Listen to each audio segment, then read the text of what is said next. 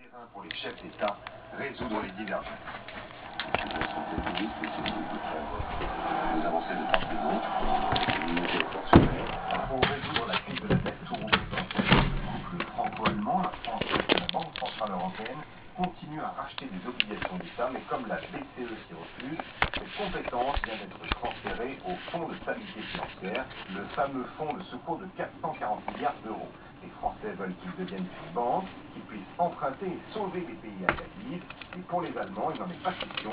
Cela reviendrait à changer le traité de l'Union européenne. Nous ne voulons absolument pas que ce fonds reçoive la licence bancaire. Nous rejetons cette idée le plus fortement possible. L'avenir de la zone euro se jouera donc en 3 axes. Une rencontre Sarkozy-Merkel demain, un premier sommet européen à Bruxelles dimanche, suivi d'un autre sommet mercredi, toujours à Bruxelles. Et ajoutons que les ministres des Finances sont parvenus à se mettre d'accord ce soir sur le déblocage des 8 milliards d'euros en faveur de la Grèce, selon une source proche du dossier. Christine Lagarde, la nouvelle patronne du FMI, devrait demander à ce que cette nouvelle tranche de prêts accordés par la zone euro soit débloquée avant le mois prochain.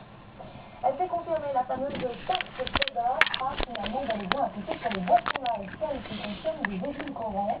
Les députés français ont approuvé le texte tout à l'heure.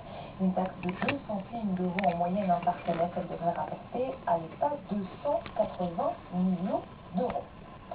21h05, on part à présent pour la Libye et 24 heures après la mort